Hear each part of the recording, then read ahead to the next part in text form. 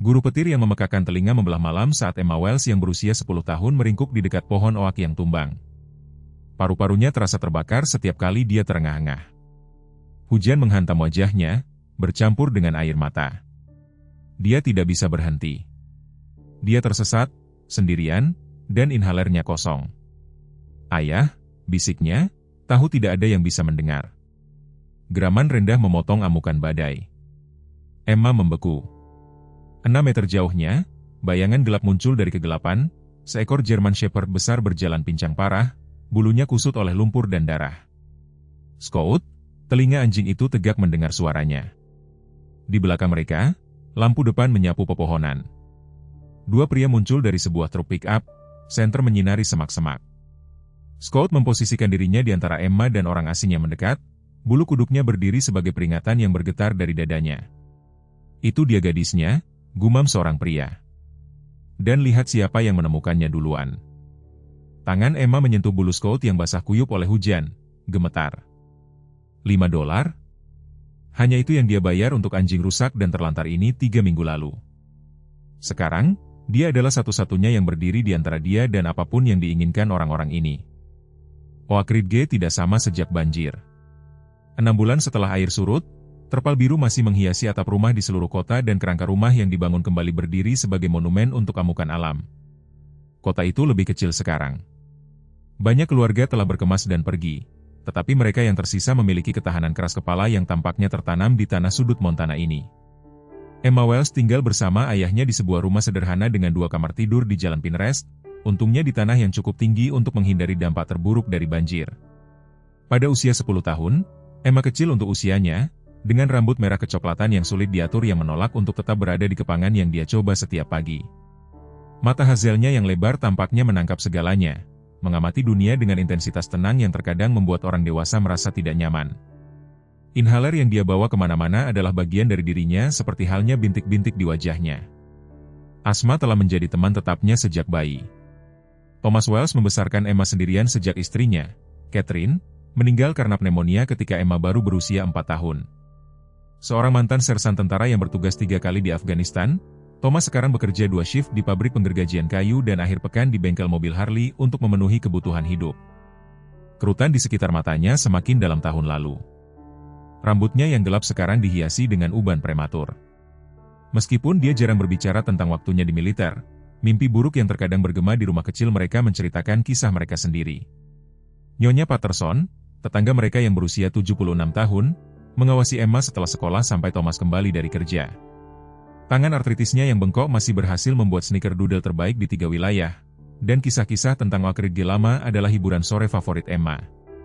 Sheriff Donovan, seorang pria kekar dengan rambut beruban dan mata yang penuh pengertian, telah menjadi tokoh tetap di kota selama lebih dari 2 dekade. Akhir-akhir ini dia sering melewati rumah keluarga Wells lebih dari biasanya, ekspresinya tidak terbaca. Di seberang jalan tinggal Tuan Grayson, seorang peternak ayam bermuka masam yang mengeluh tentang segala hal mulai dari upaya pemulihan kota hingga kebisingan dari taman bermain sekolah yang berjarak 3 blok. Kebenciannya terhadap anjing legendaris, senapan selalu siap untuk setiap anjing yang cukup bodoh untuk berkeliaran di propertinya. Dan kemudian ada Dr. Amanda Reeves, satu-satunya dokter hewan di kota itu, yang senyum ramahnya mulai mencairkan sesuatu yang telah lama membeku dalam diri Thomas Wells, meskipun tidak ada yang mau mengakuinya. Ke dunia inilah Scout akan datang. Seekor German Shepherd dengan rahasia yang terukir di tubuhnya yang penuh bekas luka dan tag militer yang akan mengubah segalanya. Pasar Old Creek terletak di tepi kota. Sebuah kumpulan kios pedagang yang reot tempat penduduk setempat menjual segala sesuatu mulai dari makanan kaleng buatan sendiri hingga furnitur bekas. Emma suka menemani Nyonya Patterson ke sana pada Sabtu pagi, menghirup aroma campuran roti kayu manis dan barang antik yang lapuk, sementara wanita yang lebih tua menawar harga dengan ketekunan yang ramah. Sabtu khusus di awal Oktober ini dimulai seperti biasanya.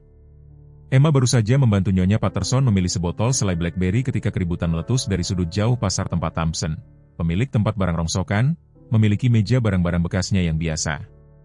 Anjing kampung tidak berguna, suara Thompson terdengar di seluruh pasar. Kembali ke sana sebelum aku membuatmu menyesal. Emma mengintip di sekitar pajangan lonceng angin buatan tangan untuk melihat Thompson melambaikan sapu secara mengancam ke sesuatu di bawah mejanya. Rintihan rendah melayang di seluruh ruang, diikuti oleh jeritan kesakitan yang membuat hati Emma mencelos. Nyonya Patterson, Emma menarik lengan tetangganya. Aku akan memeriksa apa yang terjadi di sana. Jangan terlalu dekat dengan Thompson, sayang, Nyonya Patterson memperingatkan. Emosi pria itu berkarat seperti barang rongsokan yang dia jual. Emma mendekat dengan hati-hati, berhenti beberapa kaki dari meja Thompson. Kerutan abadi pria itu semakin dalam ketika dia memperhatikannya. Apa yang kau inginkan, nak? Bentaknya, masih memegang sapu. Apakah ada anjing di sana? Tanya Emma, mencoba mengintip di bawah taplak meja. Bukan urusanmu, gumam Thompson, tetapi dia menurunkan sapu. Hanya beberapa anjing liar yang mengikutiku ke sini, sudah mencoba menyingkirkannya sepanjang pagi. Emma berlutut, mengangkat tepi taplak meja. Sepasang mata kuning menatapnya dari kegelapan. Seekor German Shepherd berbaring meringkuk di tanah, napasnya berat. Kaki belakang kanan anjing itu terluka parah, berkerak dengan darah kering, dan tulang rusuknya menonjol tajam di bawah bulu yang kusut. Dia terluka, kata Emma, suaranya meninggi dengan kemarahan. Dia membutuhkan obat dan makanan. Thompson mengangkat bahu. Bukan masalahku. Menemukannya di dekat tempat barang rongsokan pagi ini, mungkin tertabrak mobil. Mata anjing itu tidak pernah lepas dari wajah Emma. Terlepas dari rasa sakitnya yang jelas, ada kecerdasan dalam tatapan itu yang mengaduk sesuatu yang dalam di dalam dirinya. Anjing itu tidak menciut. Dia mengamati, menilai. Aku akan membawanya, kata Emma tegas. Thompson tertawa terbahak-bahak. Kau akan membawanya, nak? Anjing itu setengah mati. Selain itu, ayahmu akan mengulitiku hidup-hidup jika aku mengirimmu pulang dengan anjing liar yang kurus. Berapa harganya? Emma bersikeras. Thompson mengamatinya sejenak, lalu menyeringai. Begini, beri aku $5 dan dia milikmu, meskipun kau lebih baik menyimpan uangmu. Emma merogoh sakunya tempat dia menyimpan inhalernya dan uang $5 yang diberikan ayahnya pagi itu. Untuk berjaga-jaga, katanya seperti yang dia lakukan setiap kali dia meninggalkan rumah. Uang itu untuk inhaler baru jika dia mengalami keadaan darurat. Yang dia miliki saat ini hampir habis. Dia menatap anjing itu lagi. Matanya seolah menyimpan permohonan diam. Tanpa ragu-ragu, Emma mengeluarkan uang itu dan memberikannya kepada Thompson. Laku, dia terkekeh, mengantongi uang itu. Jangan datang menangis padaku ketika dia mati padamu. Emma mengabaikannya, berlutut lagi untuk berbicara dengan lembut kepada anjing itu. Tidak apa-apa, sekarang aku akan membantumu. Yang mengejutkannya, German Shepherd itu berjuang untuk berdiri, meringis dengan jelas saat dia menumpukan berat badan pada kaki yang terluka. Dia berjalan pincang ke arahnya, masih mempertahankan sikap bermartabat meskipun kondisinya. Emma Wells, suara Nyonya Patterson memanggil dari seberang pasar. Di mana kau berada? Aku butuh bantuanmu, jawab Emma saat tetangganya yang sudah lanjut usia mendekat. Aku membeli anjing ini. Dia terluka dan membutuhkan obat. Mata Nyonya Patterson melebar di balik kacamatanya. Astaga, nak, ayahmu akan marah. Kumohon, Emma memohon. Kita tidak bisa meninggalkannya di sini bersama Thompson. Lihat bagaimana dia memperlakukannya. Ekspresi Nyonya Patterson melunak saat dia mengamati hewan yang terluka itu. Yah, dia pasti butuh bantuan, makhluk malang, dia menghela napas. Ayahmu tidak akan pulang sampai pukul 7 malam ini.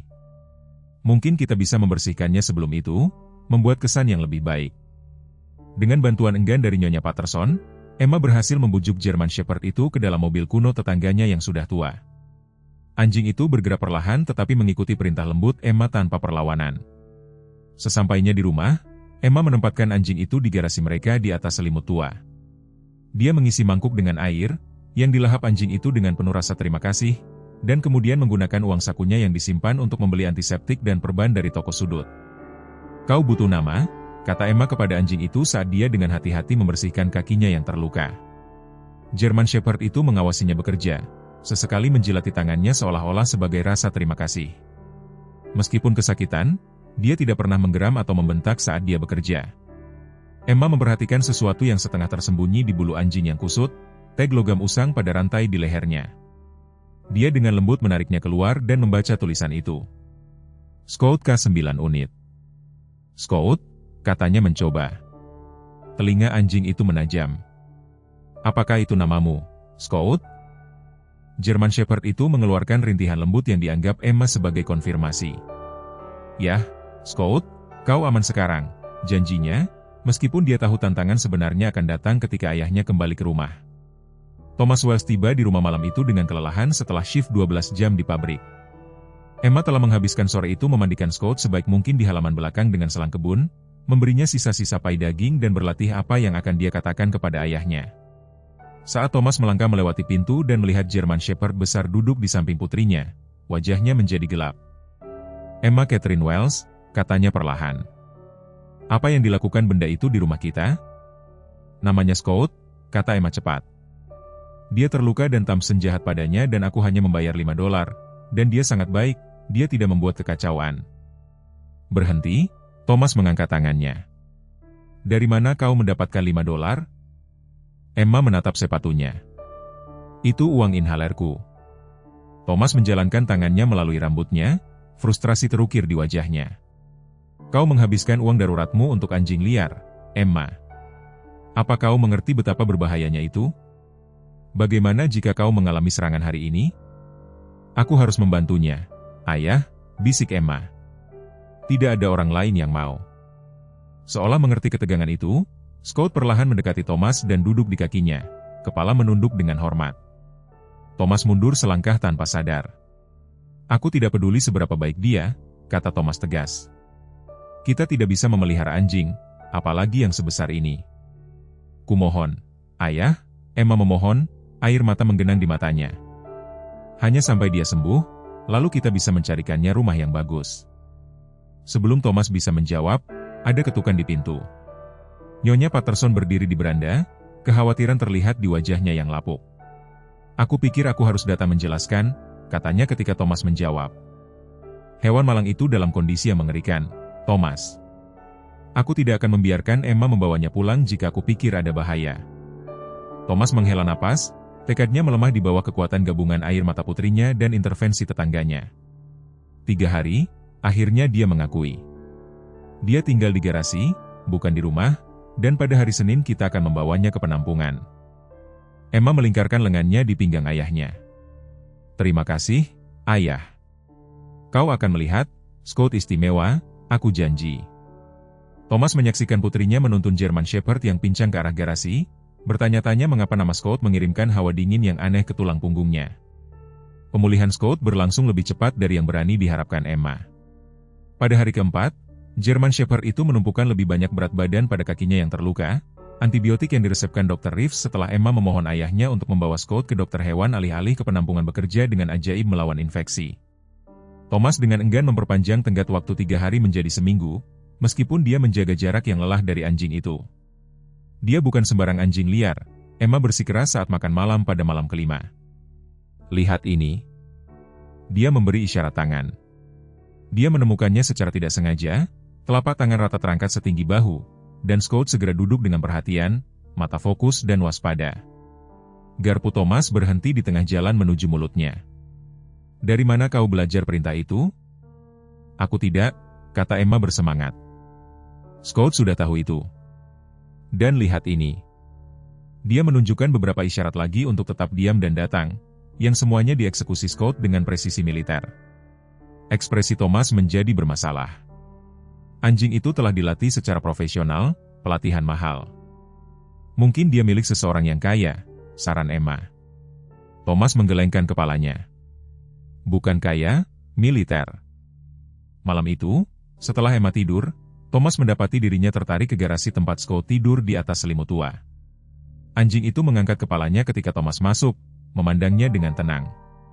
"Apa ceritamu?" gumam Thomas, menjaga jarak. Dia tidak pernah memberitahu Emma tentang German Shepherd yang menyerangnya ketika dia berusia 12 tahun, meninggalkan bekas luka di lengannya dan bekas yang lebih dalam di jiwanya. Kehadiran Scout di rumahnya mengirimkan arus kegelisahan yang terus-menerus melalui sistem sarafnya.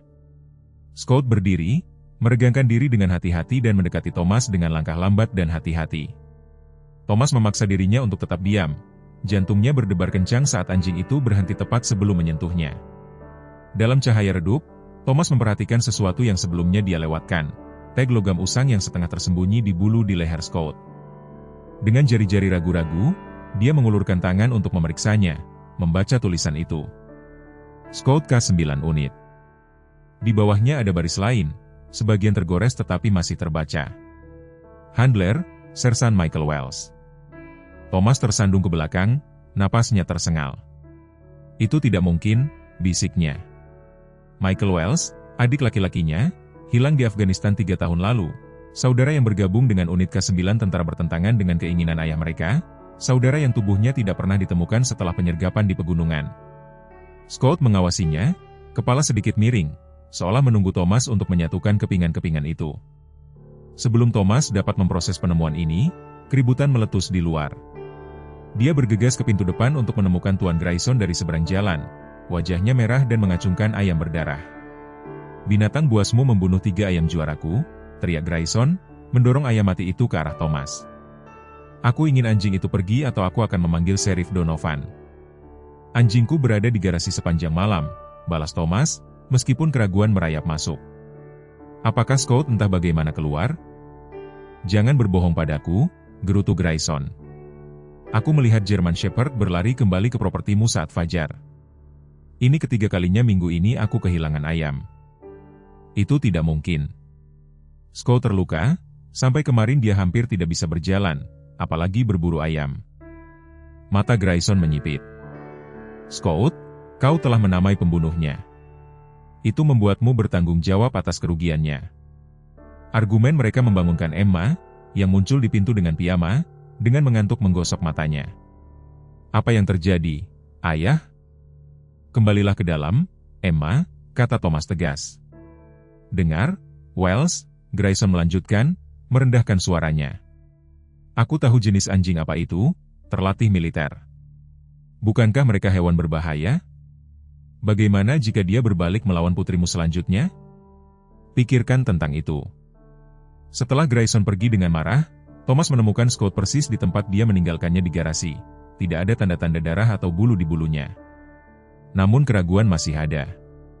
Jika Scott milik Michael, bagaimana dia bisa berakhir di Oak Ridge, ribuan mil dari Afghanistan? Dan mengapa sekarang, 3 tahun setelah kematian Michael? Pagi berikutnya, mobil patroli berhenti di luar rumah mereka. Sheriff Donovan mendekati pintu dengan langkah hati-hati yang membuat Thomas tegang. Sheriff itu bertugas di perang teluk pertama dan membawa dirinya dengan sikap yang jelas dari seorang pria militer karir. "Selamat pagi, Thomas," katanya. "Kudengar kau baru saja mendapatkan seekor anjing." "Berita menyebar cepat," jawab Thomas hati-hati. Donovan mengangkat bahu. "Keberatan jika aku melihatnya," Grayson telah mengajukan keluhan. Thomas membawanya ke garasi tempat Scott membantu Emma mengatur koleksi kerucut pinusnya. Setelah melihat Sheriff, sikap Scott berubah seketika. Dia memposisikan dirinya di antara Emma dan Donovan, tidak menggeram, tetapi waspada. Sheriff Donovan membeku, lalu perlahan berjongkok. "Wah, sial," gumamnya. "Aku akan." "Di mana kau menemukannya, Emma?" tanya Donovan. "Di pasar," jawabnya. Thompson jahat padanya. Donovan mengangguk berpikir. Anjing ini, apakah dia menunjukkan perilaku yang tidak biasa selain menjadi protektif? Thomas ragu-ragu sebelum menjawab. Dia merespons perintah militer dan dia memiliki tag. Dia merendahkan suaranya. "Tag dengan nama saudaraku." Ekspresi Sheriff tetap netral. "Saudaramu, Michael, yang bertugas di Afghanistan? Kau mengenalnya? Tahu tentang dia?" Thomas mengoreksi. "Unit K9 dibicarakan, pelatihan khusus," kata Donovan. Saat mereka berbicara, Scott mengelilingi perimeter garasi sebelum kembali ke sisi Emma, mendorong inhalernya lebih dekat kepadanya dengan hidungnya. "Dia sering melakukan itu," Emma menjelaskan dengan bangga. "Seperti dia tahu aku membutuhkannya." Donovan mengamati interaksi ini dengan minat yang besar. "Thomas, aku ingin berbicara denganmu secara pribadi di luar." Sikap profesional Sheriff itu sedikit tergelincir. Anjing itu tidak bertanggung jawab atas ayam Grayson. "Ada sarang coyote di North Ridge. Kami telah menerima laporan sepanjang minggu." "Lalu mengapa kunjungan ini?" tanya Thomas. Donovan tampak tidak nyaman. "Ada pertanyaan tentang anjing pekerja militer yang hilang, German Shepherd, pelatihan khusus." "Dari siapa?" "Saluran militer," kata Donovan samar-samar. Dengar, aku bisa membelikanmu waktu, tetapi jika anjing itu adalah orang yang kupikirkan, orang akan datang mencarinya. Aku tidak mengerti, kata Thomas. Saudaraku meninggal 3 tahun lalu. Bagaimana anjingnya bisa berakhir di sini? Itulah yang ingin ku ketahui, jawab Donovan. Sementara itu, jagalah dia dan awasi putrimu. Malam itu Thomas mendudukkan Emma untuk percakapan yang sulit. Scott bisa tinggal 1 minggu lagi, dia memulai, tetapi kemudian kita perlu membuat pengaturan lain. Tapi, ayah, dia semakin baik setiap hari, protes Emma, dan dia membantuku mengingat inhalerku, dan dia bahkan tidak menggonggong pada tukang pos. Emma, Scott mungkin milik orang lain, seseorang yang mencarinya. Thompson bilang dia anjing liar. Thompson mengatakan banyak hal, balas Thomas. Tetapi anjing ini memiliki pelatihan militer dan tagnya, dia ragu-ragu. Emma, tagnya memiliki nama Paman Michaelmu. Mata Emma melebar. Paman Michael, tapi dia meninggal dalam perang. Ya, kata Thomas pelan, yang membuat kemunculan Scott di sini sangat aneh. Malam itu Emma tidak bisa tidur. Dia merayap menuruni tangga dan keluar ke garasi tempat Scott menyambutnya dengan dorongan lembut hidungnya. Kau mengenal Paman Michael, bisiknya, membelai bulunya. Ayah tidak banyak berbicara tentang dia terlalu sedih. Scott menetap di sampingnya, kehadirannya yang hangat menghibur di garasi yang gelap. Emma menelusuri tag usang di lehernya. Bagaimana kau menemukan kami, Scott? Apakah Paman Michael mengirimmu? Seolah menjawab, telinga Scott tiba-tiba menajam. Dia bangkit diam-diam, bergerak ke pintu garasi, posturnya waspada dan tegang. Di luar, suara samar kendaraan melambat sampai ke telinga Emma. Scott mengeluarkan geraman peringatan rendah, suara agresif pertama yang Emma dengar darinya. Melalui jendela garasi kecil, dia bisa melihat SUV gelap melewati rumah mereka untuk ketiga kalinya malam itu, bergerak perlahan seolah mencari sesuatu atau seseorang. Thomas menelepon untuk sakit kerja keesokan paginya, sesuatu yang belum pernah dia lakukan dalam lebih dari 2 tahun. Setelah melihat SUV mengintai melewati rumah mereka berkali-kali selama malam itu, simpul kecemasan yang dingin telah menetap di perutnya. Dia membutuhkan jawaban dan hanya ada satu orang yang mungkin memilikinya. Aku akan membawa Scott untuk menemui teman lama, katanya kepada Emma saat sarapan. Kau akan tinggal bersama Nyonya Patterson sampai aku kembali. Tapi, ayah, tidak ada argumen. Emma, ini tidak bisa dinegosiasikan. Pundak Emma merosot. Apakah ini tentang orang-orang yang mengawasi rumah kita? Thomas berhenti dengan sendok sereal di tengah jalan menuju mulutnya. Orang-orang apa? Orang-orang di mobil gelap? Scott melihat mereka tadi malam, dia menggeram. Thomas meletakkan sendoknya, tiba-tiba waspada. Kau berada di garasi tadi malam setelah jam tidur? Emma menatap piringnya. Aku tidak bisa tidur, aku ingin berbicara dengan Scott. Daripada memarahinya, Thomas bertanya, apakah kau melihat orang-orang ini atau kendaraan itu dengan baik? Itu hitam dan besar seperti milik Sheriff Donovan, tetapi tanpa lampu di atasnya. Scott tidak menyukainya, dia menjadi sangat protektif, berdiri di antara aku dan jendela. Thomas mengangguk, keputusannya dikonfirmasi. Aku ingin kau ekstra hati-hati hari ini. Tetaplah bersama Nyonya Patterson di dalam rumahnya, jangan berbicara dengan siapapun tentang Scott. Setelah mengantar Emma ke sebelah, Thomas kembali ke rumah untuk menemukan Scott duduk dengan waspada di dekat pintu depan seolah-olah dia sedang menunggu. German Shepherd itu mengikutinya ke truk tanpa ragu-ragu, melompat ke kursi penumpang seperti dia telah melakukannya ribuan kali sebelumnya. Aku akan membawamu ke seseorang yang bisa membaca microchipmu, Thomas menjelaskan, merasa hanya sedikit konyol karena berbicara dengan anjing itu. Jika kau benar-benar pasangan Michael, akan ada catatan. Telinga Scott menajam mendengar nama Michael, mata kuningnya tertuju pada Thomas dengan intensitas yang meresahkan. Perjalanan ke Riverdale, kota terdekat dengan pusat veteran militer, memakan waktu hampir 2 jam. Scott tetap berperilaku sempurna sepanjang perjalanan, duduk tegak dan mengamati pemandangan yang lewat dengan minat yang waspada. Kadang-kadang kepalanya akan berputar tajam untuk melacak sesuatu yang tidak bisa dilihat Thomas, pengingat akan pelatihan khusus anjing itu. Pusat veteran Riverdale bertempat di sebuah bangunan bata polos dengan bendera Amerika kecil berkibar di samping pintu masuk. Thomas hanya pernah ke sini sekali sebelumnya, tak lama setelah kembali dari tur terakhirnya, ketika mimpi buruk berada pada titik terburuknya. Tunggu di sini, katanya kepada Scott, membuka jendela sebelum mengunci truk. Di dalam, pusat itu sepi. Beberapa veteran tersebar di sekitar area umum membaca koran atau bermain catur. Thomas mendekati meja resepsionis tempat seorang wanita parubaya dengan mata ramah menyambutnya. "Aku mencari Mayor Collins," kata Thomas. "Apakah dia masuk hari ini? Bisakah aku memberitahunya?" Siapa yang bertanya? "Sersan Thomas Wells, beritahu dia, ini tentang saudaraku, Michael." 10 menit kemudian, Thomas diantar ke sebuah kantor kecil tempat James Collins, seorang pria bertubuh kekar dengan rambut perak dipotong rata militer, bangkit untuk menyambutnya. "Wells," katanya, dengan hangat mengulurkan tangan. "Sudah berapa lama?" 3 tahun? Kurang lebih, Thomas setuju, menjabat tangan yang ditawarkan. "Aku butuh bantuanmu, Pak." Collins memberi isyarat ke sebuah kursi. "Lupakan, Pak, aku sudah pensiun selama 5 tahun. Apa yang bisa kulakukan untukmu?" Thomas menarik napas dalam-dalam. "Aku butuh informasi tentang unit K9 saudaraku, khususnya anjingnya." Ekspresi Collins menjadi waspada. "Kematian saudaramu adalah tragedi, Thomas, penyergapan, jenazah yang hilang. Aku tahu betapa sulitnya itu bagi keluargamu." "Anjingnya?" desak Thomas, seekor German Shepherd bernama Scott. "Apa yang terjadi padanya?" "Secara resmi hilang dalam aksi, dianggap mati, seperti pawangnya."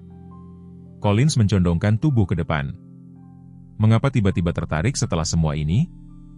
Thomas menatap mata pria yang lebih tua itu. "Karena aku pikir Scott menemukan jalannya ke Oak Ridge, ke rumahku." Collins duduk kembali dengan tiba-tiba. "Itu tidak mungkin, Afghanistan berada di separuh dunia." "Aku tahu kedengarannya gila," Thomas mengakui. "Tetapi anjing ini memiliki pelatihan militer, merespons perintah K9 dan mengenakan tag dengan nama Michael dan Scott. Dia muncul terluka di pasar lokal sekitar seminggu yang lalu." Untuk waktu yang lama, Collins tidak mengatakan apa-apa, ekspresinya tidak terbaca. Kemudian dia meraih teleponnya. "Aku perlu menelepon." "Sebelum kau melakukannya," sela Thomas.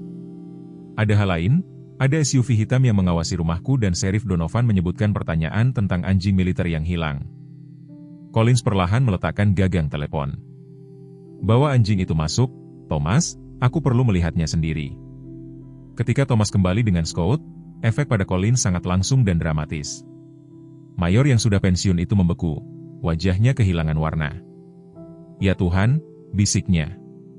"Ini benar-benar dia." Scott berdiri dengan perhatian, posturnya kaku, mata terkunci pada Collins, seolah menunggu perintah. Collins bersandar ke kursinya. "Kau perlu memahami sesuatu, Thomas. Saudaramu bukan hanya pawang K9 biasa. Dia adalah bagian dari unit elit yang menangani operasi khusus. Scott luar biasa, salah satu anjing pekerja militer terbaik yang pernah dilatih." "Untuk tujuan apa?" tanya Thomas. "Deteksi terutama. Scott tidak hanya dapat menemukan bahan peledak, tetapi juga senyawa kimia tertentu, perangkat elektronik, bahkan orang, berdasarkan jejak aroma terkecil. Tingkat keberhasilannya belum pernah terjadi sebelumnya. Jika dia sangat berharga, mengapa dia dinyatakan hilang? Bukankah mereka akan mencarinya?" Ekspresi Collins menjadi gelap. "Mereka memang mencari selama berbulan-bulan, tetapi tidak ada jejak. Asumsinya adalah bahwa pemberontak telah menangkap atau membunuhnya setelah penyergapan. Dan sekarang dia berada di Oak Ridge, ribuan mil dari Afghanistan, yang berarti seseorang membawanya ke sini," Collins menyimpulkan. "Pertanyaannya adalah siapa dan mengapa?" Perjalanan kembali ke Oak Ridge tegang, pikiran Thomas berlomba dengan berbagai kemungkinan, tidak satu pun dari mereka meyakinkan. Collins telah memindai microchip milik Scott, memastikan identitasnya, dan berjanji untuk melakukan penyelidikan secara diam-diam. "Hati-hati, Thomas," dia memperingatkan. "Jika orang-orang mencari Scott, pasti ada alasannya." Ketika Thomas masuk ke jalan masuk rumahnya sore itu, dia terkejut melihat mobil patroli Sheriff Donovan terparkir di depan. Sheriff sedang berbicara dengan Emma dan Nyonya Patterson di beranda, ekspresinya serius. "Akhirnya kau datang," kata Donovan saat Thomas mendekat. "Aku sudah mencoba menghubungimu. Ponselku mati." Thomas menjelaskan, tiba-tiba waspada terhadap ketegangan di udara. "Apa yang terjadi?" Tuan Grayson mengajukan keluhan resmi tentang anjingmu. Dia mengklaim itu hewan berbahaya, dan ingin anjing itu dipindahkan dari batas kota. Emma melangkah maju, wajahnya memerah karena marah. Scott tidak melakukan kesalahan apapun. Tuan Grayson memang jahat. Ini lebih rumit dari itu, Emma, kata Donovan dengan lembut. Ada peraturan tentang memelihara anjing pekerja militer sebagai hewan peliharaan. Thomas menegang. Bagaimana kau tahu Scott adalah anjing pekerja militer? Aku baru memastikannya hari ini. Donovan ragu-ragu, lalu memberi isyarat ke arah mobilnya. Bisakah kita bicara secara pribadi? Begitu mereka berada di luar jangkauan pendengaran, sikap Donovan berubah. Aku bertugas dengan saudaramu, Thomas. Tidak secara langsung, tetapi kami berada di pangkalan operasi yang sama untuk sementara waktu. Aku mengenali Scott saat pertama kali melihatnya. Kenapa kau tidak mengatakan apapun sebelumnya? Karena secara resmi Scott sudah tidak ada lagi. Dia dinyatakan tewas dalam aksi, bersama dengan Michael. Thomas mencerna informasi ini. Tapi kau tahu dia tidak tewas. Aku punya kecurigaan, Donovan mengakui. Ada rumor bahwa Scott telah diselamatkan oleh pasukan khusus sekitar setahun setelah penyergapan, tetapi semuanya dirahasiakan. Aku tidak pernah menyangka dia akan muncul di sini. Mengapa seseorang membawanya ke Wakid G? Tatapan Donovan mantap. Pikirkanlah, Thomas. Keinginan terakhir saudaramu adalah jika terjadi sesuatu padanya, Scott harus pergi kepadamu. Seseorang memenuhi janji itu setelah 3 tahun. Dan siapa yang ada di dalam SUV hitam yang mengawasi rumahku? Itulah yang membuatku khawatir, jawab Donovan. Aku juga melihatnya. Plat nomor militer, terbitan pemerintah. Mereka bukan orang lokal. Saat mereka berbicara, sebuah truk pickup melaju kencang di jalan, berhenti mendadak di depan rumah. Tuan Grayson melompat keluar sambil mengacungkan dokumen hukum. Sheriff, aku punya perintah pemindahan dari Hakim Harmon. Hewan itu harus pergi sebelum matahari terbenam atau aku akan menuntut. Thomas merasakan gelombang amarah. Atas dasar apa? Membahayakan komunitas, Grayson mencibir. Grayson, binatang itu membunuh lebih banyak ayamku tadi malam. Aku punya fotonya kali ini. Donovan mengambil dokumen itu, memeriksanya dengan cermat. Sepertinya ini sudah sesuai prosedur, tapi tidak ada tapi-tapian. Sheriff, hukum adalah hukum. Thomas melihat kembali ke Emma yang berdiri melindungi Scott di beranda. Anjing gembala Jerman itu waspada tetapi tenang, tidak menunjukkan agresi seperti yang diklaim Grayson. Scott bersamaku sepanjang malam, kata Thomas tegas. Kami pergi ke Riverdale pagi-pagi sekali. Dia tidak mungkin membunuh ayahmu. Kau menuduhku berbohong? Grayson mengambil langkah maju yang mengancam. Sebelum Thomas bisa menjawab, Scott tiba-tiba berada di antara mereka, bergerak dengan kecepatan senyap dari beranda. Dia tidak menggeram, tetapi posturnya jelas menunjukkan perlindungan. Lihat itu. Grayson mundur. Hewan berbahaya, dia mengancamku. Dia melindungi ayahku, protes Emma, berlari untuk bergabung dengan mereka. Scott tidak akan pernah menyakiti siapapun, kecuali mereka jahat. Konfrontasi itu terganggu oleh suara gemuruh kendaraan yang mendekat, SUV hitam yang telah mengawasi rumah itu. Kendaraan itu melambat saat melewatinya, wajah pengemudi tersembunyi di balik kacamata hitam. Donovan mengawasi kendaraan itu lewat dengan mata menyipit. Thomas, aku pikir kau harus mempertimbangkan kembali pilihanmu demi keselamatan semua orang. Malam itu, setelah Grayson pergi dengan kepuasan yang sombong dan Donovan dengan enggan memberitahu Thomas bahwa perintah pemindahan harus dilaksanakan keesokan harinya, Emma duduk menangis di tangga beranda. Ini tidak adil, isaknya. Scott seharusnya bersama kita. Aku bisa merasakannya. Thomas duduk di sampingnya, hatinya sendiri terasa berat. Terkadang hidup memang tidak adil, sayang. Paman Michael ingin Scott bersama kita. Itu sebabnya dia datang ke sini, kan? Thomas tidak punya jawaban. Kebetulan itu terlalu banyak untuk diabaikan. Namun, bagian rasional dari pikirannya masih menolak implikasinya. Bagaimana bisa seekor anjing melakukan perjalanan melintasi dunia untuk menemukan keluarga yang belum pernah ditemuinya? Malam itu, setelah Emma akhirnya tertidur, Thomas duduk di dapur meninjau semua yang dia ketahui. Scott berbaring di kakinya, sesekali mengangkat kepalanya seolah merasakan pergumulan batin Thomas. "Apa yang aku lewatkan?" gumam Thomas, sambil menggosok pelipisnya. Scott tiba-tiba berdiri, telinganya tegak, kepalanya menoleh ke arah jendela. Geraman rendah bergema di dadanya. Thomas mematikan lampu dapur dan bergerak hati-hati ke jendela. Dalam cahaya bulan yang pucat, dia bisa melihat dua sosok bergerak melintasi halaman mereka menuju garasi. Tanpa ragu-ragu, Thomas meraih ponsel dan tongkat baseball yang disimpan di dekat pintu belakang. "Tetap di sini," perintahnya kepada Scott, mengejutkan dirinya sendiri dengan ketegasan dalam suaranya. Anehnya, Scott menurut, meskipun setiap otot di tubuh anjing itu tampak tegang dengan keinginan untuk mengikuti.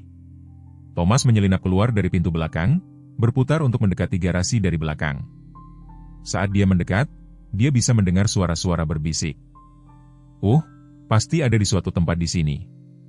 Pelacak menunjukkan lokasi ini. "Kita harus bergerak cepat jika Shepard tahu kita ada di sini." Thomas melangkah ke pandangan, tongkat diangkat. "Jangan bergerak." Kedua pria itu berputar, meraih ke dalam jaket mereka. Thomas mengayunkan tongkat, mengenai lengan penyusup terdekat. Pria itu berteriak, sebuah benda kecil bergemerincing jatuh ke tanah. Pria kedua mengeluarkan sesuatu yang tampak seperti taser. "Mundur, Wells. Ini bukan urusanmu. Kau berada di propertiku, mengancam keluargaku. Tentu saja ini urusanku." Pertikaian itu mungkin akan meningkat lebih jauh jika bukan karena kemunculan tiba-tiba Scott, yang tampaknya memutuskan bahwa keselamatan Thomas lebih penting daripada perintah untuk tetap di tempat. Anjing gembala Jerman itu menerjang pria bersenjata itu, menjatuhkannya ke tanah dengan presisi yang menunjukkan pelatihan bertahun-tahun. Pria pertama merangkak berdiri, berlari menuju jalan. Thomas mengejar, tetapi pria itu lebih muda dan lebih cepat, menghilang ke dalam kegelapan. Ketika Thomas kembali ke garasi, dia menemukan Scott berdiri menjaga penyusup kedua yang terbaring tak bergerak di tanah. "Anak baik," kata Thomas, suaranya sedikit gemetar saat dia meraih ponselnya untuk menelepon Donovan. Saat dia menunggu Sheriff tiba, Thomas memperhatikan sesuatu di tanah dekat kakinya, benda yang jatuh saat dia memukul penyusup pertama. Itu adalah perangkat elektronik kecil, seukuran seperempat koin. Dia memasukkannya ke dalam saku saat lampu depan menyinari halaman. Yang mengejutkan Thomas, itu bukan mobil patroli Donovan, melainkan SUV hitam yang telah mengawasi rumahnya. Kendaraan itu berhenti mendadak dan seorang pria tinggi dan kurus berpakaian preman keluar, mengangkat tangannya untuk menunjukkan bahwa dia tidak bersenjata. "Thomas Wells," panggil pria itu. "Nama saya Kapten James Shepard. Saya yakin Anda memiliki sesuatu yang menjadi milik saya." "Mundur," Thomas memperingatkan, mengangkat tongkat itu lagi. Shepard tetap di tempatnya. "Saya tidak di sini untuk membuat masalah. Saya di sini tentang Scott." "Bagaimana Anda tahu nama itu?" "Karena saya ada di sana ketika saudara Anda meninggal," jawab Shepard dengan tenang. "Saya adalah komandan kompinya." Wahyu itu menghantam Thomas seperti pukulan fisik. Sebelum dia bisa menjawab, mobil patroli Donovan berhenti, lampu berkedip.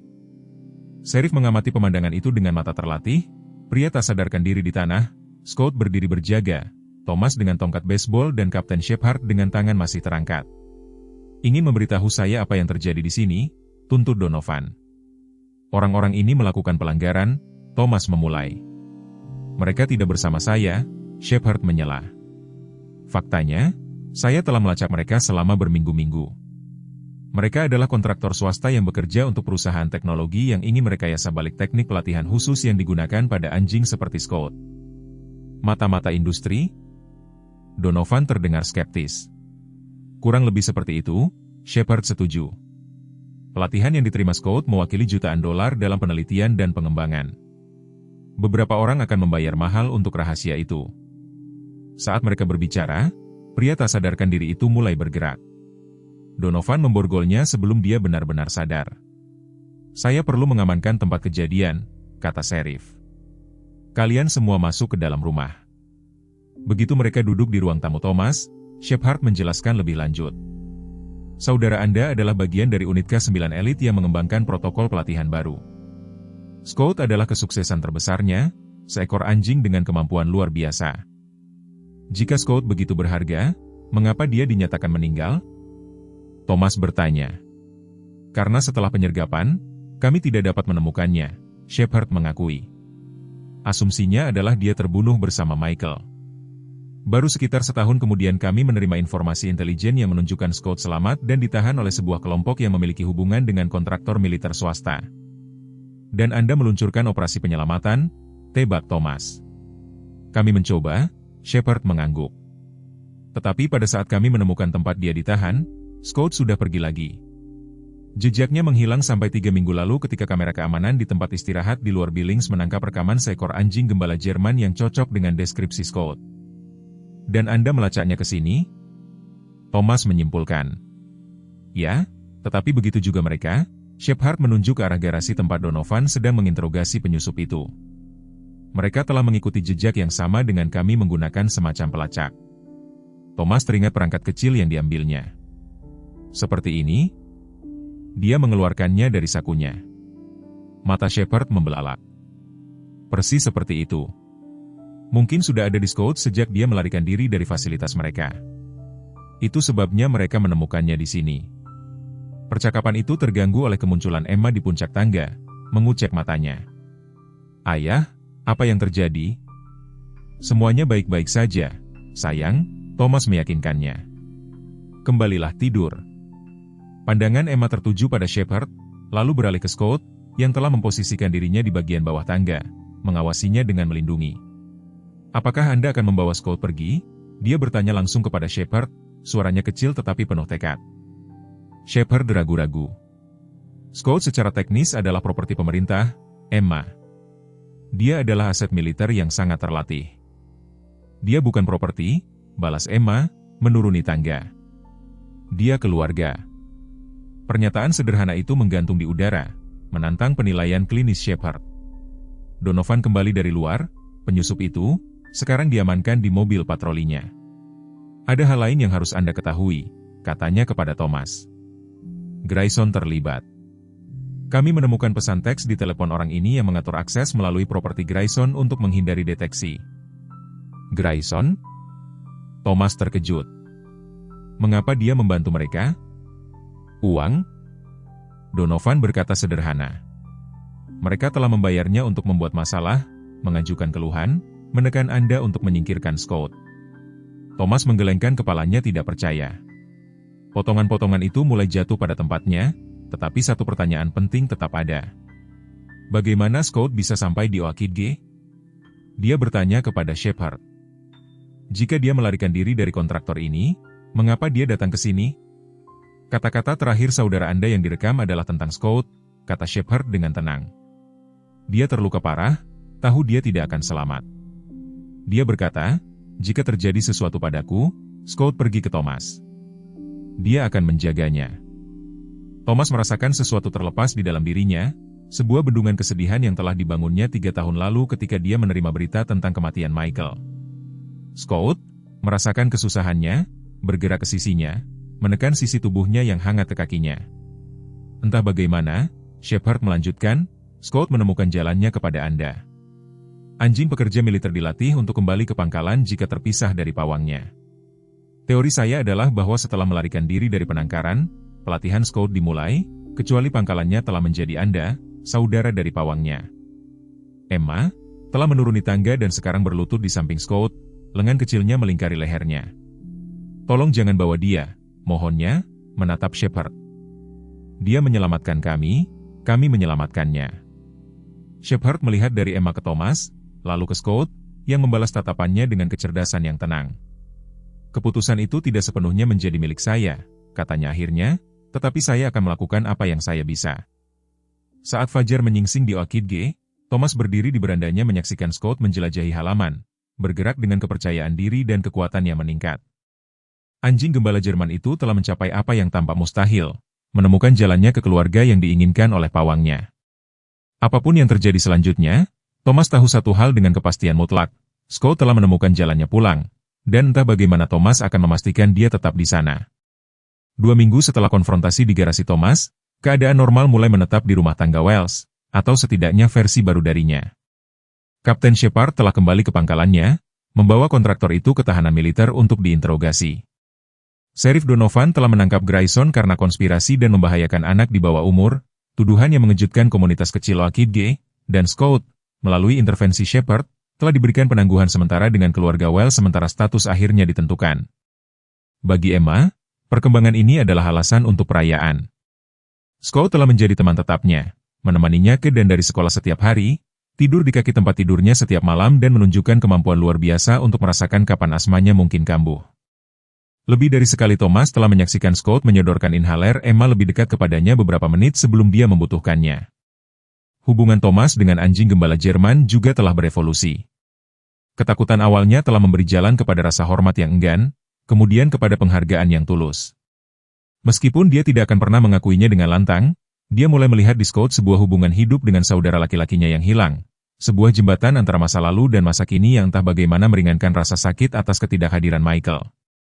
Pada malam tertentu ini, Emma berada di rumah Sarah Miller untuk menginap di akhir pekan, malam pertamanya jauh dari rumah sejak kedatangan Scott. Thomas telah khawatir tentang bagaimana anjing itu akan bereaksi terhadap ketidakhadiran Emma, tetapi Scott tampaknya memahami sifat sementara dari kepergiannya, mengawasi dengan tenang saat Ibu Sarah menjemput Emma sore itu. "Hanya kau dan aku malam ini, Scott," kata Thomas, duduk di beranda dengan secangkir kopi. Malam Oktober itu sejuk, bintang-bintang mulai muncul di langit yang semakin gelap. Scott berbaring di kaki Thomas, kepala di atas cakarnya, tampak puas.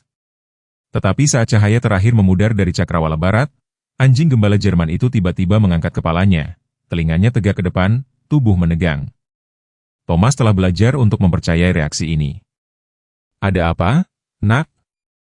Scott bangkit, bergerak ke tepi beranda, perhatiannya tertuju pada langit yang jauh. Gema guntur yang rendah menjawab pertanyaan Thomas. "Seorang pejuang," desak Thomas. "Kau sendiri yang mengatakannya. Dia selamat dari Afghanistan. Dia selamat dari penawanan. Dia menemukan jalan kepada kami melintasi jarak yang mustahil. Dia tidak bisa mati karena dia menyelamatkan putriku." Saat malam semakin dalam menjelang fajar, perjuangan Scott semakin intensif. Dr. Reeves memberikan lebih banyak obat-obatan, mengeringkan lebih banyak cairan dari paru-parunya, dan akhirnya harus mengintubasinya ketika pernapasannya menjadi terlalu sulit. Thomas tetap di sisinya sepanjang waktu, berbicara dengan lembut kepada anjing yang tidak sadarkan diri itu, menceritakan kisah-kisah tentang Michael yang belum pernah dia bagikan kepada siapapun, petualangan masa kecil, persaingan remaja, hari yang membanggakan ketika Michael lulus dari pelatihan dasar. "Dia mencintaimu, Scott," gumam Thomas, tangannya bertumpu dengan lembut di sisi gembala Jerman itu, "dan dia benar mengirimmu kepada kami. Kau milik kami, jadi kau perlu berjuang untuk Emma, untuk Michael, untukku." Di luar, badai yang hampir merenggut nyawa Scott akhirnya mulai mereda, hujan yang menghantam melunak menjadi rintik lembut di jendela klinik. Cahaya pucat pertama fajar meresap ke dalam ruangan saat kondisi Scott mencapai titik paling kritisnya.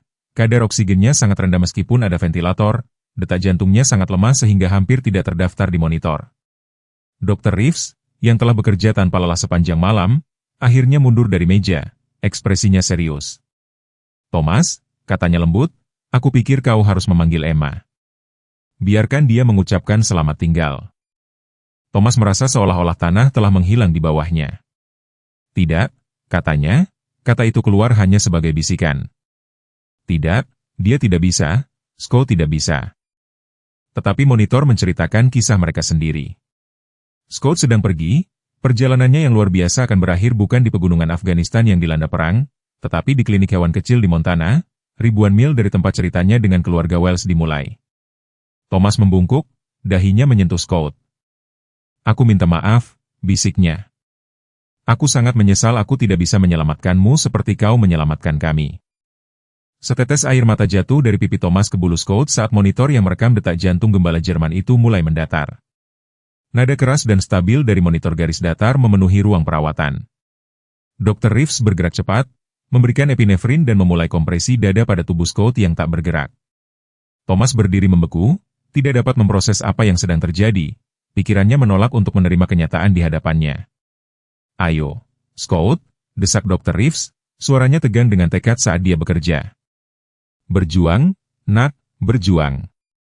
1 menit berlalu, 2 menit. Monitor terus mengeluarkan dengungannya yang tanpa ampun, tidak terputus oleh tanda-tanda kehidupan apapun. "Thomas," Dr. Reeves berkata dengan lembut, tangannya akhirnya diam di dada Scott. "Aku sangat menyesal." Kata-kata itu menembus keterkejutan Thomas seperti pukulan fisik. Dia tersandung ke depan, tangannya meraih Scott, memeluk kepala gembala Jerman itu. Tidak, bisiknya. Tolong, tidak. Dr. Reeves mundur, memberi Thomas ruang untuk kesedihannya. Aku akan memberimu waktu bersamanya, katanya lembut. Ambil sebanyak yang kau butuhkan sendirian dengan Scott. Thomas merasakan sesuatu hancur di dalam dirinya, bendungan emosi yang telah dia bangun bertahun-tahun yang lalu ketika dia menerima berita tentang kematian Michael. Saat itu tidak ada siapapun untuk berduka, tidak ada realitas konkret untuk dihadapi, hanya bendera yang dilipat dan surat yang menyatakan terima kasih negara atas pengorbanan saudaranya. Sekarang, dengan tangannya terkubur di bulu Scott yang masih hangat, kesedihan yang tidak pernah diproses Thomas dengan benar mengalir keluar. Dia menangis, bukan hanya untuk Scott tetapi untuk Michael, untuk tahun-tahun keterasingan di antara mereka, untuk semua kata yang tidak terucapkan. Aku minta maaf, ulangnya, suaranya parau. Aku seharusnya mencarimu. Aku seharusnya menghormati keinginan Michael lebih cepat. Dia ingin kau bersama kami dan aku mengecewakan kalian berdua. Tenggelam dalam kesedihannya, Thomas tidak segera mendaftarkan gerakan halus di bawah tangannya. Kemudian datang yang lain, sedikit kenaikan dada Scott, sangat kecil sehingga mungkin hanya dibayangkan. Thomas membeku, hampir tidak berani bernapas. Scott, gerakan kecil lainnya. Kemudian, secara ajaib, bunyi bip lemah dari monitor yang telah diam selama hampir 3 menit. Amanda, teriak Thomas, suaranya pecah. Amanda, dia hidup. Dr. Reeves bergegas kembali ke ruangan, ketidakpercayaan tertulis di wajahnya saat dia memeriksa monitor. Bunyi bip lain terdengar, lebih kuat dari yang pertama, diikuti oleh yang lain. Aku tidak percaya ini, bisiknya, dengan cepat menghubungkan kembali tabung dan memeriksa tanda-tanda vital Scott. Ini, aku belum pernah melihat. Thomas tidak melepaskan cengkeramannya pada Scott, satu tangan masih memeluk kepala anjing itu. Terus berjuang, Scott, desaknya. Kau melakukannya. Kau kembali kepada kami. Selama 1 jam berikutnya, kondisi Scott stabil dalam apa yang Dr. Reeves hanya bisa gambarkan sebagai keajaiban medis. Irama jantungnya menguat, kadar oksigennya meningkat, dan pada pertengahan pagi, dia bernapas sendiri lagi, meskipun masih sangat lemah. Aku belum pernah melihat yang seperti ini, Dr. Reeves mengakui kepada Thomas saat mereka mengawasi pernapasan Scott yang stabil. Secara medis, dia sudah pergi. Kemudian tiba-tiba tidak. Dia belum siap untuk pergi. Dia masih memiliki pekerjaan yang harus dilakukan, kata Thomas sederhana. Emma tiba di klinik tepat setelah pukul 10, menerobos pintu dengan Nyonya Miller berjuang untuk mengikutinya di belakang. Wajahnya pucat karena ketakutan, setelah diberitahu bahwa kondisi Scott telah memburuk semalaman. Ayah, teriaknya, melihat Thomas di lorong di luar ruang perawatan. Apakah Scott, dia hidup?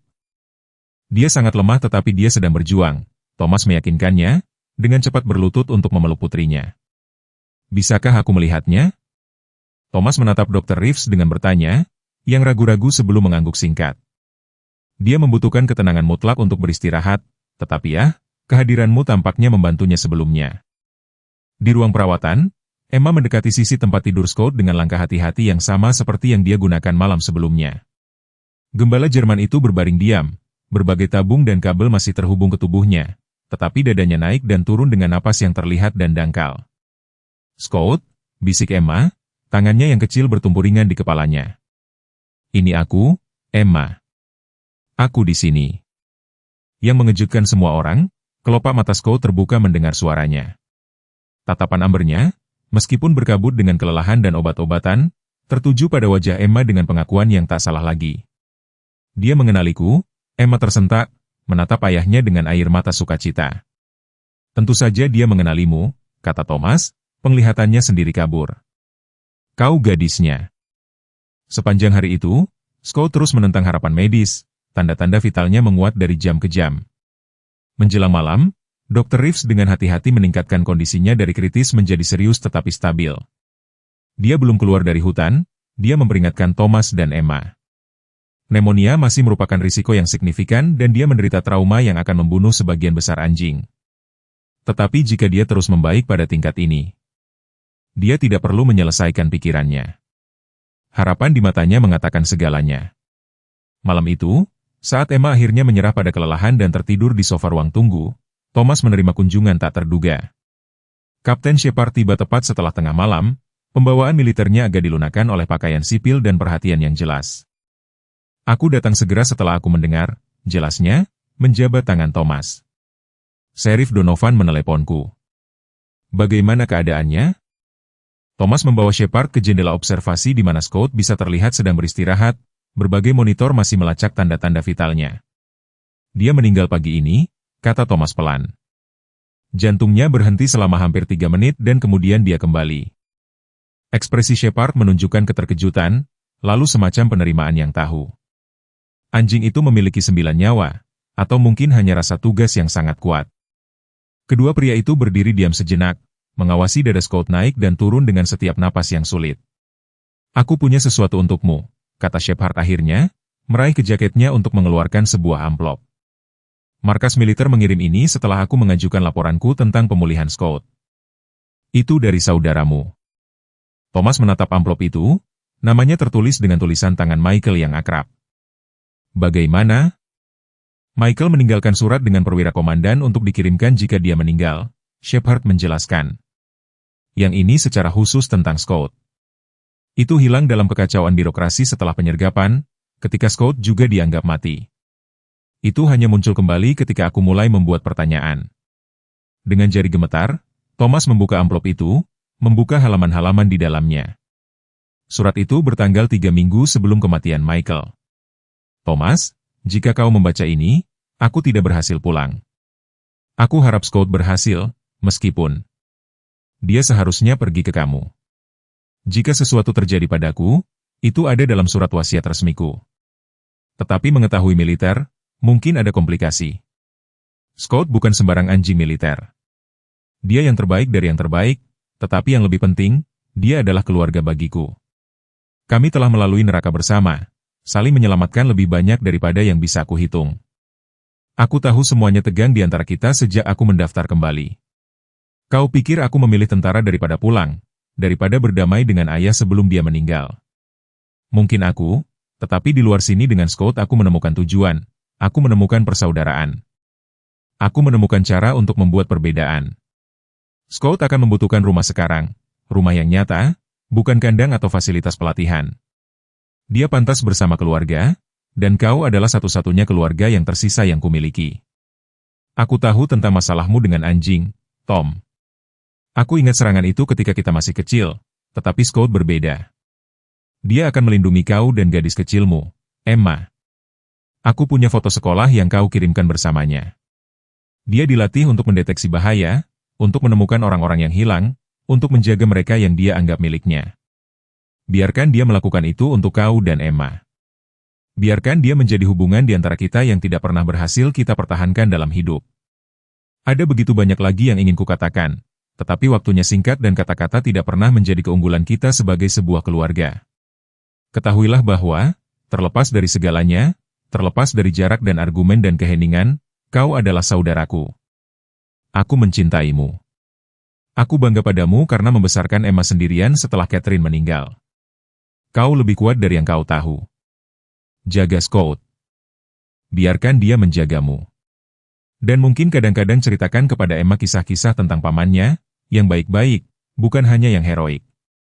Ceritakan padanya tentang waktu aku terjebak di pohon itu selama 6 jam karena aku terlalu keras kepala untuk meminta bantuan. Ceritakan padanya tentang koleksi katak yang membuat ibu gila. Ceritakan padanya aku berharap bisa mengenalnya. Saudaramu, Michael. Thomas membaca surat itu 2 kali, lalu dengan hati-hati melipatnya dan mengembalikannya ke amplop.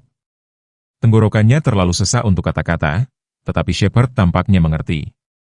Michael berbicara tentang kamu sepanjang waktu, kata kapten itu pelan. Dia menyimpan foto sekolah Emma di sakunya. Dia mengatakan keponakannya akan menyukai Scott. Thomas mengangguk, tidak dapat berbicara melewati emosi yang mengekang dadanya. Ada sesuatu yang lain, lanjut Shepard. Markas militer telah membahas status Scott. Secara teknis dia masih properti pemerintah, properti berharga. Thomas menegang, bersiap untuk memperjuangkan hak Scott untuk tinggal bersama mereka. Tetapi Shepard melanjutkan, mengingat keadaan luar biasa dan mempertimbangkan keinginan eksplisit Michael, mereka bersedia mempertimbangkan pengecualian. Scott dapat secara resmi dipensiunkan dari dinas dan ditempatkan bersama keluargamu sebagai rumah permanennya. Apa tangkapannya? Tanya Thomas, akhirnya menemukan suaranya. Tidak ada tangkapan, hanya pengakuan bahwa kadang-kadang ada ikatan yang melampaui peraturan. Scott menemukan jalan kepadamu dengan peluang yang mustahil. Mungkin kita harus menghormati itu. Sebelum Thomas dapat menanggapi, keributan dari ruang perawatan menarik perhatian mereka. Dr. Reeves bergegas masuk menanggapi alarm di salah satu monitor Scott. Thomas bergegas ke jendela, jantungnya berdebar kencang, khawatir akan krisis lain. Tetapi apa yang dilihatnya malah membuatnya terdiam. Scott mencoba berdiri, menarik jalur empatnya, jelas gelisah. Dr. Reeves berusaha menenangkannya. Ketika dia memperhatikan Thomas di jendela, dia memberi isyarat agar dia masuk. Dia bangun dan mulai mencoba turun dari meja, jelasnya saat Thomas masuk. Aku pikir dia merasakan ada sesuatu yang salah. Thomas mendekati meja pemeriksaan di mana Scott masih berjuang lemah untuk bangkit. Tenang, nak, bujuknya, meletakkan tangan lembut di bahu Scott. Kau perlu istirahat. Mata Scott tertuju pada Thomas dengan urgensi yang tak salah lagi, kemudian beralih ke pintu masuk di mana Emma masih tidur di sofa ruang tunggu, terlihat melalui pintu yang terbuka. Emma baik-baik saja, Thomas meyakinkannya. Dia hanya tidur. Semua orang aman. Tetapi Scott melanjutkan usahanya untuk bangkit, merengek pelan, tatapannya sekarang diarahkan melampaui Emma ke arah pintu masuk klinik. Thomas dan Dr. Reeves bertukar pandang khawatir. Mungkinkah seseorang berada di luar sana? Bisiknya. Pintu-pintunya terkunci. Tetapi Shepard telah bergabung dengan mereka, pelatihan militernya terbukti dalam cara dia segera bergerak untuk memeriksa pintu masuk. Dia kembali beberapa saat kemudian, wajahnya muram. Ada mobil yang diparkir di seberang jalan, lampu mati, mesin menyala, lapornya. Tidak dapat melihat penghuninya, tetapi itu bukan kendaraan lokal. Thomas merasakan dingin menjalar di tulang punggungnya. Para kontraktor? Aku pikir mereka ditahan. Yang kami tangkap, koreksi Shepard. Setidaknya ada 2 lainnya, berdasarkan apa yang kami pelajari selama interogasi. Kegelisahan Scott meningkat, rengekannya menjadi lebih mendesak. Dia tahu, Thomas menyadari. Dia bisa merasakan mereka entah bagaimana. Dr. Reeves tampak skeptis. Bahkan jika itu benar, dia tidak dalam kondisi untuk. Kata-katanya terputus oleh suara kaca pecah dari depan klinik. Scott terhuyung tegak dengan kekuatan yang tampaknya mustahil mengingat kondisinya, melepaskan jalur 4 dan peralatan pemantauan. Thomas bergegas ke ruang tunggu di mana putrinya sekarang duduk, terbangun kaget oleh suara itu. Shepard sudah bergerak menuju sumber suara, pelatihan militernya terbukti dalam pendekatan hati-hatinya. Tetaplah bersama Scott dan Emma, instruksinya kepada Thomas. Aku akan memeriksanya. Tetapi Scott memiliki ide lain. Terlepas dari kondisinya yang melemah, terlepas dari trauma yang telah dialami tubuhnya, gembala Jerman itu terhuyung-huyung dari meja pemeriksaan dan memposisikan dirinya di antara Emma dan potensi ancaman. Sikapnya protektif meskipun kelemahannya jelas. Thomas mengumpulkan Emma dalam pelukannya, jantungnya berdebar kencang. Scott, tetaplah, perintahnya, berharap anjing itu akan menghemat kekuatannya yang terbatas. Scott mengabaikan perintah itu, fokusnya sepenuhnya pada pintu masuk depan di mana suara langkah kaki sekarang dapat didengar. Bibirnya tertarik ke belakang dalam geraman diam, telinganya maju, setiap garis tubuhnya tegang dengan tujuan perlindungan. Pada saat itu, Thomas mengerti dengan jelas apa yang ditulis saudaranya tentang Scott. Ini bukan hanya pelatihan, ini adalah pengabdian, komitmen yang begitu dalam sehingga melampaui bahkan batas-batas antara hidup dan mati. Scott secara harfiah telah kembali dari luar untuk memenuhi tujuannya, melindungi mereka yang telah dipercayakan Michael kepadanya. Kebenaran tentang siapa Scott sebenarnya, apa yang dia wakili, akhirnya mengkristal dalam benak Thomas, bukan hanya seekor anjing, bukan hanya aset militer, tetapi warisan hidup, hadiah terakhir Michael untuk keluarga yang telah dia tinggalkan. 3 bulan berlalu, membawa serta kejelasan musim dingin Montana yang tajam. Salju menutupi Oak Ridge dengan warna putih murni, mengubah lanskap yang dilanda banjir menjadi sesuatu yang indah dan tentram. Di beranda depan keluarga Wells, Emma duduk terbungkus selimut tebal, membacakan dengan keras dari The Call of the Wild, sementara Scott berbaring di sampingnya, mata ambernya memperhatikan setiap kata. Pemulihan gembala Jerman itu tidak kurang dari ajaib, Setelah konfrontasi di klinik hewan tempat Kapten Shepard dan Sheriff Donovan menangkap para kontraktor yang tersisa yang berusaha untuk merebut kembali apa yang masih mereka pandang sebagai properti militer berharga. Scott telah menghadapi jalan panjang dan sulit menuju pemulihan. Beberapa minggu mengonsumsi antibiotik untuk melawan pneumonia, terapi fisik untuk memulihkan kekuatan otot-otot yang melemah akibat trauma, pemantauan cermat terhadap efek sisa kekurangan oksigen selama 3 menit saat jantungnya berhenti berdetak. Selama masa itu, Emma selalu menjadi teman setianya, membacakannya cerita selama masa pemulihan, merayakan setiap tonggak penting dalam kesembuhannya. Mulai dari saat pertama kali dia berhasil berjalan tanpa bantuan di ruang pemeriksaan Dr. Reeves hingga hari dia akhirnya mengejar seekor tupai di halaman belakang rumah mereka. Gerakannya hampir pulih seperti kelincahannya dulu. Thomas keluar dari rumah sambil membawa 3 cangkir, coklat panas untuk Emma, kopi untuk dirinya sendiri, dan semangkuk kaldu hangat untuk Scott, suguhan istimewa di hari-hari dingin yang direkomendasikan oleh Dr. Reeves selama masa pemulihannya. Bagaimana ceritanya? Tanya Thomas, meletakkan nampan di atas meja kecil di antara kursi mereka. Emma menandai halamannya di buku itu. Scott menyukainya. Telinganya tegak setiap kali Book melakukan sesuatu yang berani. Thomas tersenyum, memperhatikan Scott dengan hati-hati menjilati kaldu hangat itu. Perubahan pada anjing gembala Jerman itu sangat luar biasa. Bulunya sekarang berkilau dan tebal, matanya berbinar dengan kecerdasan dan kepuasan, tubuhnya sekali lagi kuat dan bertenaga. Tetapi transformasi fisik itu tidak sebanding dengan perubahan pada diri Thomas sendiri. Ketakutan yang dulu membuatnya menghindar dari anjing besar telah digantikan oleh ikatan yang mendalam dengan Scott, hubungan yang terjalin dalam cobaan berat hampir mati dan kembali secara ajaib. Setiap pagi sekarang dimulai dengan mereka berdua berlari bersama melalui jalan-jalan sepi di Oak Ridge. Scott menyamai langkahnya dengan sempurna dengan langkah Thomas. Setiap malam berakhir dengan Scott mengambil tempat di kaki tempat tidur Emma, mengawasi saat dia tidur. Ayah? Suara Emma menarik Thomas dari pikirannya. Apakah hari ini harinya? Thomas mengangguk, memeriksa jam tangannya. Mereka seharusnya tiba sebentar lagi. Seolah sesuai dengan isyarat, sebuah sedan pemerintah berhenti di jalan masuk mereka, diikuti oleh mobil patroli Sheriff Donovan. Kapten Shepard keluar dari sedan dengan mengenakan seragam militer lengkap, sebuah map kulit terselip di bawah lengannya. Dari mobil patroli keluar Dr. Reeves, yang sering mengunjungi rumah keluarga Wells selama pemulihan Scott. Minat profesionalnya pada kasusnya secara bertahap berkembang menjadi sesuatu yang lebih pribadi, terutama yang berkaitan dengan Thomas. Sepertinya semua orang sudah berkumpul, kata Thomas, berdiri untuk menyambut tamu mereka. Emma menyisihkan bukunya dan meluruskan gaun istimewanya yang dikenakan khusus untuk acara ini meskipun cuacanya dingin. Scott juga bangkit, posturnya sedikit berubah saat dia mengenali Kapten Shepard, tidak sepenuhnya perhatian kaku seekor anjing pekerja militer, tetapi pengakuan hormat atas masa lalu mereka bersama.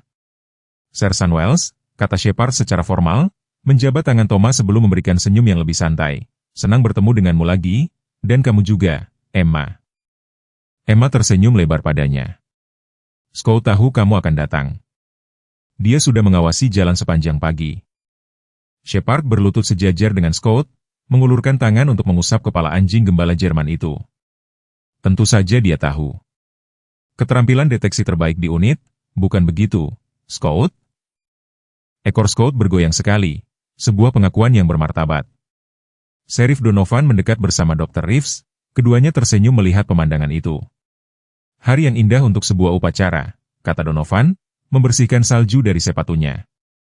Meskipun dingin, tambah Dr. Reeves, tatapannya tertuju pada Thomas, tetapi sepadan.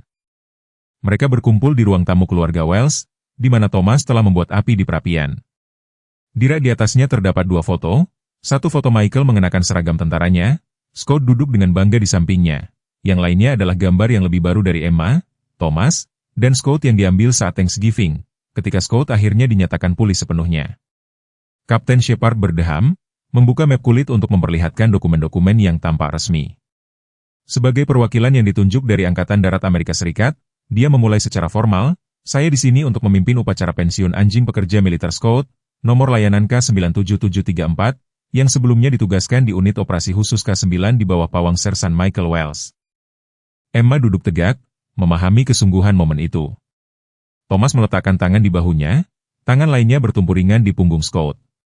Scott telah bertugas dengan terhormat selama 6 tahun, berpartisipasi dalam 27 misi yang berhasil, menyelamatkan nyawa 14 anggota layanan melalui kemampuan deteksinya, dan mendapatkan medali keberanian K9 atas tindakannya selama operasi perisai gunung. Shepard berhenti, ekspresinya melembut. Lebih penting lagi, Scott telah menunjukkan kesetiaan, kecerdasan, dan keberanian yang luar biasa, mewujudkan tradisi tertinggi layanan militer. Tindakan terakhirnya dalam pelayanan, menemukan jalan ke keluarga pawangnya untuk memenuhi keinginan terakhir Sersan Michael Wells, berbicara tentang ikatan yang melampaui pemahaman biasa. Dari map itu, Shepard mengeluarkan sertifikat resmi dan medali kecil di atas pita biru. Dengan wewenang yang diberikan kepada saya dengan ini secara resmi mempensiunkan Scott dari dinas militer aktif dan membebaskannya dari semua tugas lebih lanjut kepada Angkatan Darat Amerika Serikat. Dia berlutut di depan Scott, memasang medali itu ke kerah barunya. Thomas telah membeli kerah kulit merah dengan tag perak bertuliskan namanya dan alamat keluarga Wells. Kamu dibebaskan dari tugas, Scott. Pekerjaan yang bagus. Scott tampaknya memahami signifikansi momen itu. Dia duduk dengan sempurna diam, mata ambernya terpaku pada wajah Shepard, ekornya menyapu lantai sekali sebagai pengakuan. Shepard kemudian berbalik ke arah Thomas, menyerahkan sertifikat dan dokumen lain kepadanya. Ini mengalihkan semua hak dan tanggung jawab atas Scott kepadamu, Thomas Wells,